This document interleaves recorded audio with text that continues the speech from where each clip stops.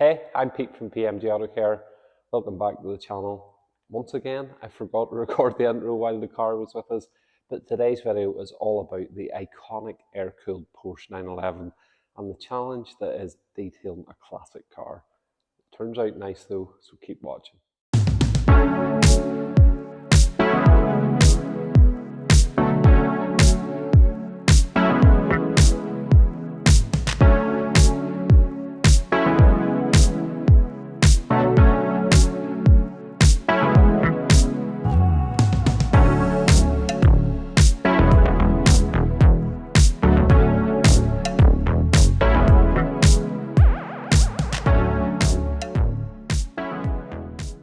So the air-cooled 911 is a truly iconic car. We've been lucky that we featured quite a few iconic cars on the channel already, from the classic Defender, the classic Mini, and we have a classic Beetle coming up soon too. But those are shapes that everyone knows exactly what they are, and the Porsche 911 is one such shape. And when you drive one and you see how solid they are and how good they feel, totally get it. Now, these used to be somewhat of a bargain and quite an obtainable car for many, but in the last few years they really have rocketed up into the stratosphere. Personally, I would love a 964 myself. That is an absolute dream car that I hope to make happen at some point. But the owner of this lovely 930, it's his pride and joy, and he just wants to get it looking as good as he can. Now, it is a fair weather car, and as you'll see, it's not particularly dirty. There's very, very light road grime from being driven up here. So it's going to be a very simple cleaning process before we get in and see what we're really dealing with. Now, if you've seen us do classics on the channel before, you'll know classics can be really tricky, and you have to strike a balance between not wanting to take too much paint off the car, then also working with the variables of how much paint is there left in the car, has it had any paint work, what standard has that paint work been done to, etc. There's so many variables. So it's always a mixed bag of results at the end. And as such, we tend to focus on finish rather than out-and-out correction. Now, that doesn't mean that we aren't going to push it and see what we can do with this. But the first thing we need to do is get it clean. So let's get it out into the wash bay and get started from there.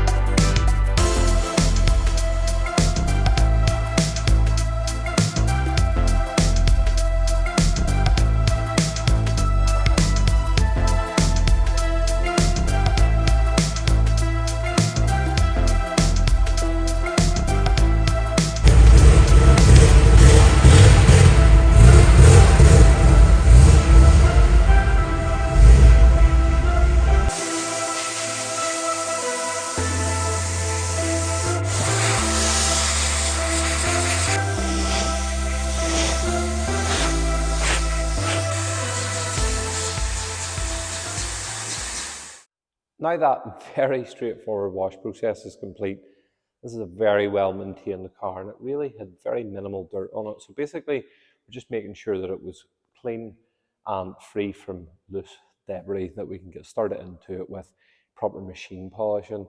And as you can see, it's parked right beside its spiritual predecessor. We have a huge video coming up on this one as well. This is a barn find car. it's going to need a huge amount of work. But you can see why people joke and call these the Beetle. You can see the similarities. And where this has been a bit neglected, this one is a cherished prime example. That doesn't mean that there isn't a huge room for improvement in it. It is naturally very glossy. Obviously, a car like this, it's driven in fair weather. It's obviously kept very clean and waxed and protected, but that doesn't mean that we can't make it look even better. And that's where machine polishing is going to come in. We're going to do paint correction in this, and it's truly going to reveal all of the potential, the paintwork in this car. And then more importantly than that, we're going to protect it with the latest in ceramic protection. So it's going to take that old car, bring the protection bang up to date. What are we going to be working with though? Let's pop the camera off and show you around it. So you'll see this does present beautifully. It's really glossy, it's really reflective, and from here you would think my car's in absolutely fantastic condition, but there is no hiding from the lights in here. And well, when we get in closer to the car, you'll see there is quite a lot of paint correction is going to be required on the car. Now, certainly I've seen a lot worse, and for a car of this age, it just shows that it has been cared for very well throughout the whole course of its life. Now, the camera isn't really picking up the defects just quite as severe as what they are. There's definitely room for a vast amount of improvement in this. And the colour, when you get right up close, I can see the dullness in it. I don't know if the camera's picking that up all that well, but all these little fine scratches and stuff are just robbing it of the finish that it could have, and that we're going to achieve whenever we get into the machine polishing stages. Now, being an old air-cooled car of this age, it's going to have had paint here and there over the years to keep it looking its absolute best. So we're just going to approach this on a panel by panel basis and start in with the softest grade of compounds and pads and move up from there. Sometimes it surprises you and you really need to dig in, but you just don't guess. You just start from the bottom and work your way up. Different with modern car that we know is original paint and we can apply all of our experience to and know this is exactly what works with this and go from there. But when it's something old and classic like this and it's had paintwork and stuff over the years, you just don't take any chances. So you'll see some deeper marks up around here, which you would expect around the door handles, where years of people grabbing and touching it, etc., has just taken their toll. One of the challenges of doing one of these is the shape of it. It's like any classic car, there are sharp, fine edges like those roof rails, etc., and then small sections like just above the window here. We're going to have to go in here with 1-inch pads, and then obviously there's lots of trim to protect as well. So all in all, I'm not too horrified by anything I've seen so far. It's definitely going to need a 2-step correction to cut this properly.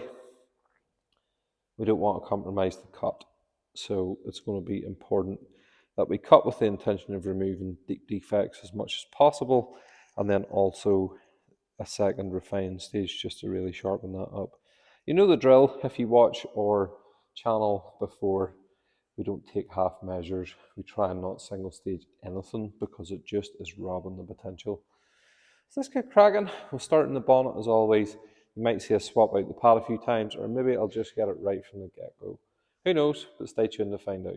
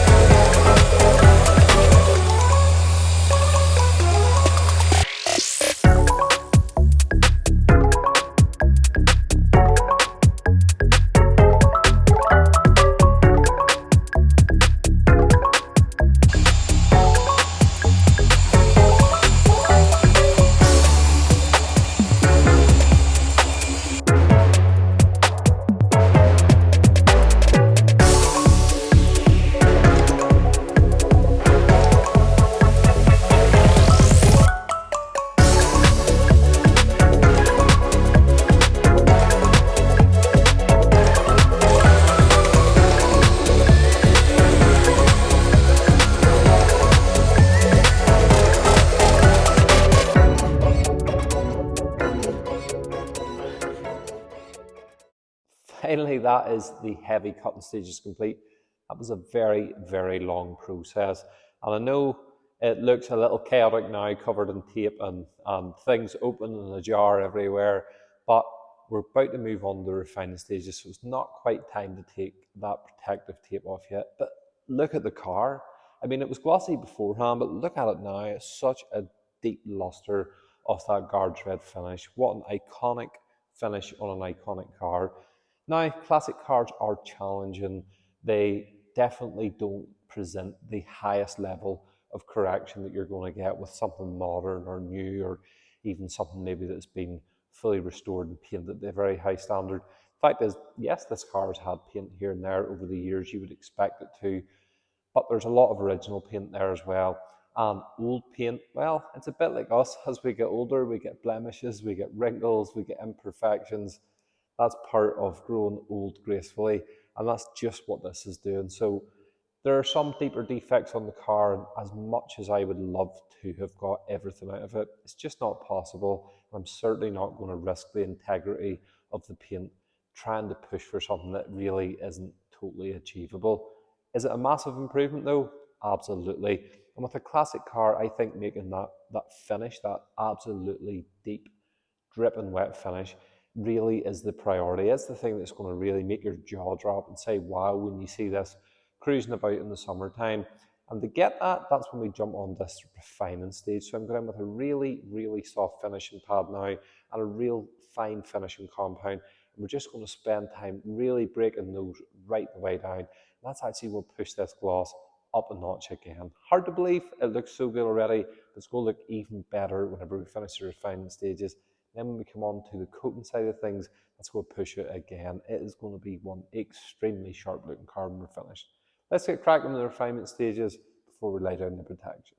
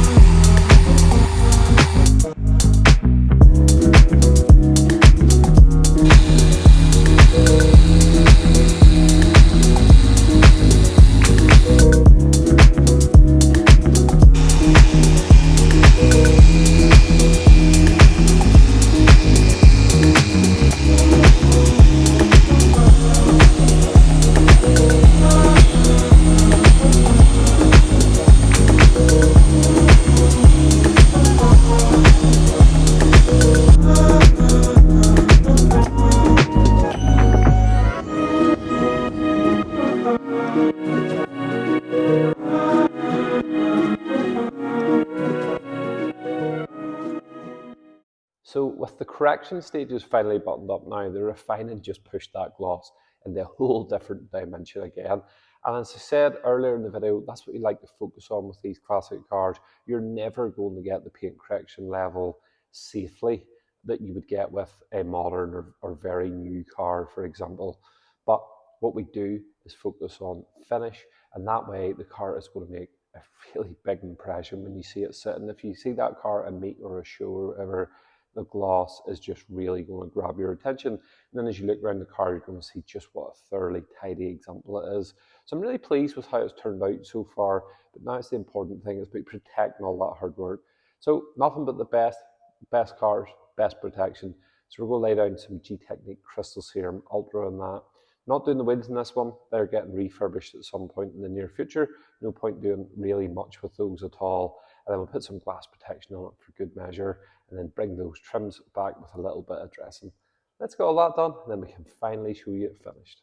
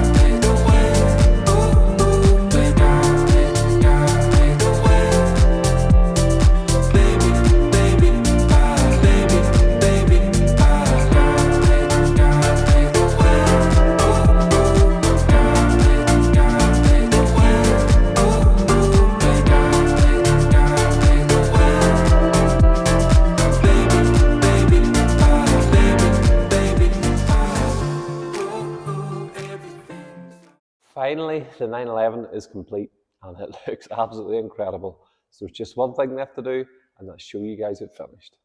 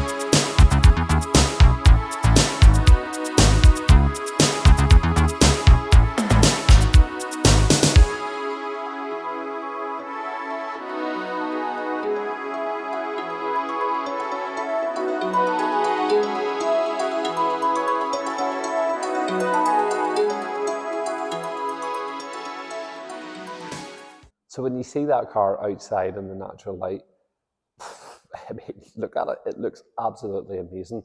And that's why I'm pleased that we made the decision with classics that we really focus on finish as opposed to really chasing our tail, trying to do the impossible with paint correction that just either wouldn't be safe for the car long term, you're taking off way more paint than is what's necessary, or it's just not physically possible. Some defects are just too deep.